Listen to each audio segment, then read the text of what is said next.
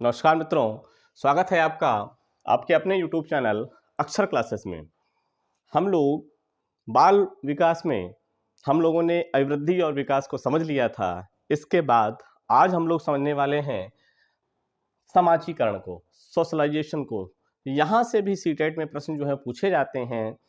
तो आइए प्रारंभ करते हैं आज की कक्षा। उससे पहले आपसे विनम्र अनुरोध है कि यदि इस चैनल पर नए हो तो इसको सब्सक्राइब जरूर कर लें ताकि आप तक वीडियो पहुंच सकें।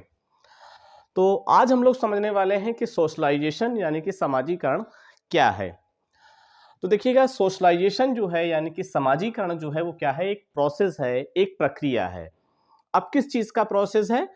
समाज के जो विभिन्न व्यवहार हैं, जो रीति रिवाज हैं, जो गतिविधियां हैं, उनको स्वीकार करने का, उनको अडॉप्ट करने का जो प्रोसेस है उसको ही क्या कहा जाता है? समाजीकरण कहा जाता है।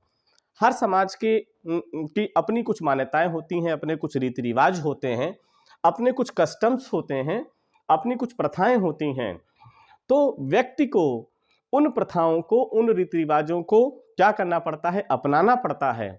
और ये प्रोसेस क्या कहलाता है? सोशलाइजेशन कहलाता है। सामान्य शब्दों में हम ऐसे समझ सकते हैं। इसके साथ साथ आप इस बात को भी समझिएगा कि सोशलाइजेशन जो है एक ऐसा प्रोसेस है, एक ऐसी प्रक्रिया है जिसके द्वारा व्यक्ति क्या करता है? ज्ञान को यानी कि नॉलेज को, स्किल को यानी कि कौशल को, और जो शील गुण है यानी कि जो ट्रेट्स हैं उनको क्या करता है? अडॉप्ट करता है, अर्जित करता है। क्यों अर्जित करता है?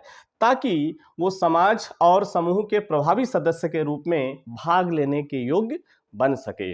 यानी कि समाजीकरण एक ऐसी प्रक्रिया है जिसके जरिए व्यक्ति को समाज का एक योग्य सदस्य या उपयोगी सदस्य बनाया जाता है।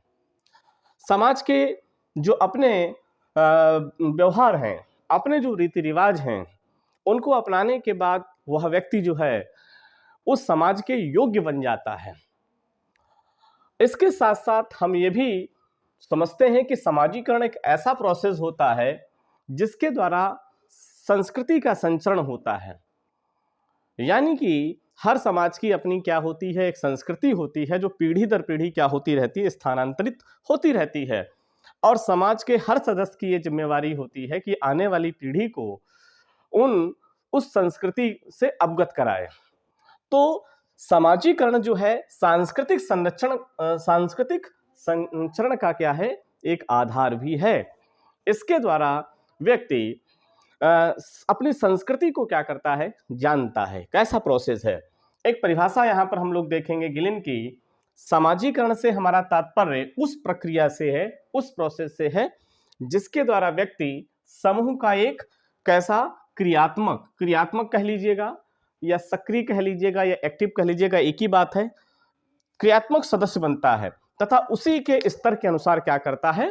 कार्य करता है। यानी कि इस परिभाषा के अनुसार आप समझ रहे होंगे कि समाजीकरण एक ऐसी प्रक्रिया है जिसके द्वारा व्यक्ति जो है समूह का एक एक्टिव मेंबर जो है वो बन जाता है। और एक्टिव मेंबर बनने के बाद उसी स्तर के अनुसार क्या करता है? कार्य करता है।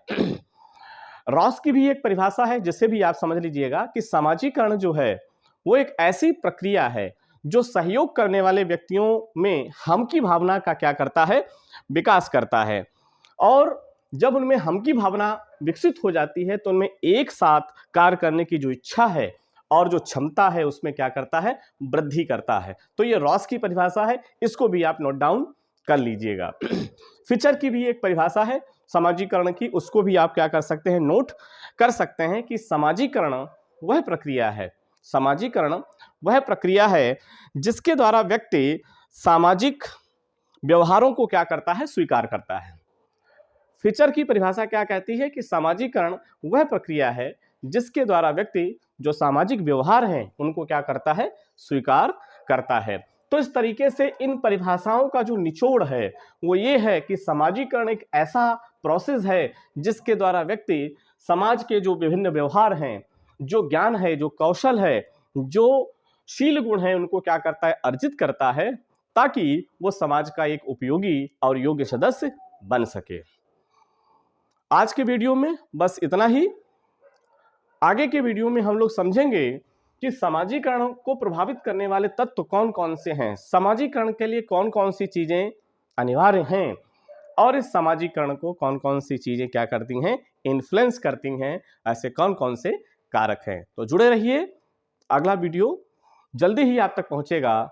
धन्यवाद।